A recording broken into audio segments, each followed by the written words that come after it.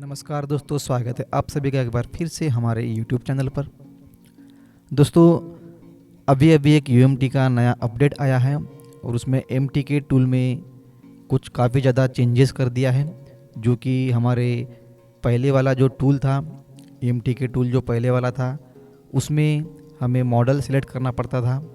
वहाँ पे जो मॉडल ऐड रहता है उस मॉडल को हमें सेट करना पड़ता था। उसके बाद हम उसे अनलॉक करते थे या फिर FRP रीसेट करते थे।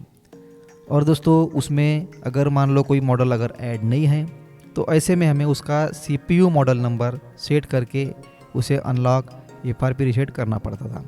तो दोस्तों, ऐसे में कई बार दिक्कत होती थी कि अगर किसी मॉडल का अगर हमें CPU टाइप नहीं पता था तो ऐसे में हम एक एक CPU सिलेक्ट करके अंदाज से किया करते थे और उसमें हमारा टाइम ख़राब होता था या फिर गूगल में सर्च करना पड़ता था और बिना मॉडल नंबर सेट किए हम उसे अनलॉक नहीं कर पाते थे। मगर दोस्तों, इस नए टूल में ऐसा कुछ नहीं है। इसमें डायरेक्ट हम अनलॉक कर सकते हैं। यहाँ पे कोई ब्रांड सिलेक्ट करने की ज़रूरत नहीं, ना ही कोई CPU सिलेक्ट करने की ज़रूरत है। यहाँ पर आप देख सकते हैं अभी UMT का 0.1 जो अपडेट आया था उसमें ये जो डिसेबल आउट का ऑप्शन है, ये ऑप्शन वहाँ पर नहीं था। अभी यहाँ पे 0.2 में इसमें ऐड कर दिया है। तो यहाँ पर मैं आपको बता रहा हूँ दोस्तों, अब देख सकते हैं यहाँ पे ये DA फाइल है और PL फाइल है। ये अगर दोनों को अगर हम मार्क कर देंगे तो हमारी फ्लैश फाइल के साथ जो फाइल आती है, DA फाइल और PL फाइल जो साथ में आती है, वो हम यहाँ पे सिलेक्ट कर सकते हैं। यहाँ से हम सिलेक्ट करके फ्लैशिंग करने के टाइम पे यहाँ पे हमें सिलेक्ट करना पड़ेगा। अगर ज़रूरत हो तो ही करना है, नहीं तो नहीं करना है। अगर हम इसको अनमार्क कर देंगे तो ये ऑटोमेटिक सिस्टम में जो MTK टूल के सिस्टम में जो है वही से ले लेगा। या फिर हमारे अगर फाइल अगर हम स्कैटर फाइल यहाँ से सिलेक्ट करते हैं और उनमें फ्लैश फाइल के साथ अगर हमारे साथ ये फाइल मिलती है तो आप यहाँ पे सिलेक्ट कर सकते हैं PL फाइल और DA फाइल को। यहाँ पर दोस्तों OFP फाइल का भी ऑप्शन दिया हुआ है। OFP फाइल को हम यहाँ पे सिलेक्ट कर सकते हैं। और दोस्तों, जो ओप्पो और रियलमी के MTK CPU वाले जो मोबाइल है उनको डायरेक्ट फ्लैश कर सकते हैं। पहले वाले टूल में हमें OFP फाइल को एक्सट्रैक्ट करना पड़ता था, उसके बाद ही हम उसे उसकी स्कैटर फाइल से फ्लैश करना पड़ता था। मगर इसमें अब ऐसा नहीं है। यहाँ पे हम OFP फाइल को डायरेक्ट सिलेक्ट करेंगे तो हमारा मोबाइल जो है फ्लैश हो जाएगा। अब दोस्तों, इसका मतलब ये नहीं है कि हम रियलमी और ओप्पो के सभी MTK CPU वाले मोबाइल को हम फ्लैश करेंगे। यहाँ पर सिर्फ कुछ मॉडल्स फ्लैश होंगे, जैसे कि जिनकी सिक्योरिटी अपडेट आना बंद हो चुके हैं, ऐसे मोबाइल को हम सिर्फ फ्लैश कर सकते हैं। जिनमें सिक्योरिटी अपडेट आ रहे हैं अभी भी, उनको हम यहाँ से फ्लैश नहीं कर सकते। या फिर हो सकता है उनकी सिक्योरिटी अपडेट काफ़ी टाइम से नहीं आई है, तो ऐसे में थर्ड पार्टी टूल वाले जो क्या करते हैं, उनकी सिक्योरिटी अपने सॉफ्टवेयर में डाल देते हैं। तो ऐसे मोबाइल हम यहाँ से फ्लैश कर सकते हैं जिनकी सिक्योरिटी कमज़ोर है या फिर जिनकी सिक्योरिटी अपडेट अभी आना बंद हो चुकी है, सर्विस कंपनी ने अपडेट देना बंद कर दिया है। ऐसे मोबाइल को हम ओप्पो रियलमी के मोबाइल यहाँ से फ्लैश कर सकते हैं OFP फाइल से। ठीक है दोस्तों, उसके बाद दोस्तों यहाँ पे सर्विस का ऑप्शन है। यहाँ पर जैसे मेटा रीसेट है। मेटा रीसेट में अगर हम मेटा मोड से अगर करते हैं तो यहाँ पे फैक्ट्री रीसेट का ऑप्शन दिया है। अगर मान लो फैक्ट्री रीसेट से अगर नहीं हो रहा है तो यहाँ पर हमें फॉर्मेट eMMC का ऑप्शन दिया है।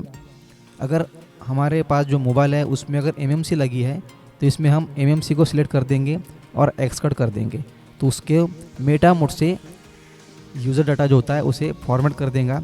अगर हमारे मोबाइल में UFS चिप लगा है तो उसमें हमें फॉर्मेट UFS को सिलेक्ट करना पड़ेगा। तो यहाँ पे दोस्तों हमें 3 ऑप्शन दिए हैं मेटा मोड के जरिए करने के लिए। मेटा मोड से फॉर्मेट करने से मोबाइल डेड नहीं होता। उसके बाद दोस्तों फॉर्मेट APS का एक ऑप्शन है और यहाँ पर दोस्तों फॉर्मेट APS में हमें ऑप्शन दिए गए हैं फॉर्मेट शेप मोड और फॉर्मेट यूज़र डाटा। उसके बाद ये FRP रीसेट का ऑप्शन है। यहाँ पर दोस्तों अगर कोई पुराना मॉडल है उसमें प्री लोडर मोड पे कनेक्ट होता है मोबाइल बिना कोई वॉल्यूम दबाए और बिना किसी टेस्ट पॉइंट से। और दूसरा होता है दोस्तों वॉल्यूम बटन दबा के मीडियाटेक पोर्ट पे कनेक्ट करना और टेस्ट पॉइंट शॉर्ट करके कनेक्ट करना। तो ऐसे में दोस्तों हमें अगर जैसे प्री लोडर मोड से अगर करना है तो हमें डिसेबल आउट का जो ऑप्शन होता है उसे अनमार्क करना पड़ेगा, तब हमारा प्री लोडर मोड से मोबाइल फॉर्मेट हो जाएगा। यहाँ पे आप देख सकते हैं ये जो ऑप्शन है इसे हमें अनमार्क करना है, उसके बाद हमारा प्री लोडर मोड से मोबाइल अनलॉक हो जाएगा। Format FS. और दोस्तों फॉर्मेट सेफ मोड में क्या होता है, मोबाइल डेड होने के काफ़ी कम चांसेस होते हैं, मोबाइल डेड नहीं होता। और फॉर्मेट यूजर डाटा से कई बार डेड हो जाते हैं कुछ मॉडल, मगर फॉर्मेट सेफ से कभी डेड नहीं होती मोबाइल। तो कभी भी अगर हम कोई मोबाइल को फॉर्मेट करते हैं तो फॉर्मेट सेफ ही करना चाहिए, क्योंकि उसमें चांसेस बहुत कम रहते हैं, वहाँ पे नहीं के बराबर चांसेस रहते हैं डेड होने के।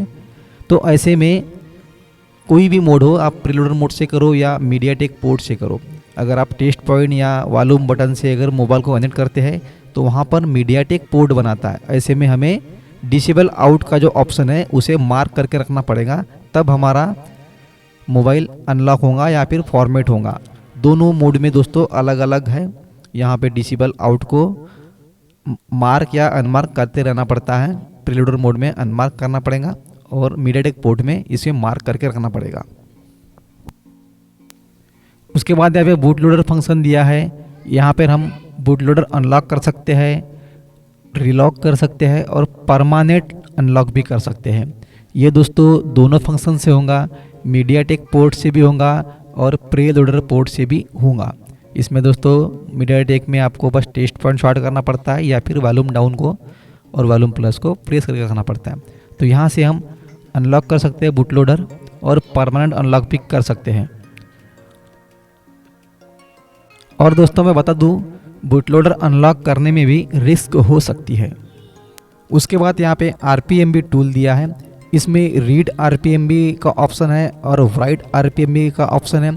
रीड RPMB का होता है दोस्तों, अगर हमने IMEI नंबर की सिक्योरिटी जो होती है मोबाइल में उसे अगर हम रीड करके रखना चाहते हैं तो यहाँ से रीड कर सकते हैं। और राइट का भी ऑप्शन दिया है। राइट ऑप्शन में क्या होता है, अगर हमारे पास RPMB फाइल अगर है और हम उसे किसी मोबाइल में डालना चाहते हैं जो कि सेम मॉडल अगर होगा उसका तो वहाँ पे हम उसे डाल सकते हैं। और वहाँ पे दोस्तों तीसरा ऑप्शन है RPMB फॉर्मेट का। दोस्तों इसे तो फॉर्मेट बिल्कुल नहीं करना, अगर इसे हम फॉर्मेट करेंगे तो मोबाइल का जो IMEI नंबर वगैरह जो होता है वो डिलीट हो जाएगा और ऐसे में हमारे मोबाइल में नेटवर्क नहीं आएंगे। उसके बाद यहाँ पे Xiaomi और Oppo का मेथड दिया है IMEI रिपेयर करने के लिए।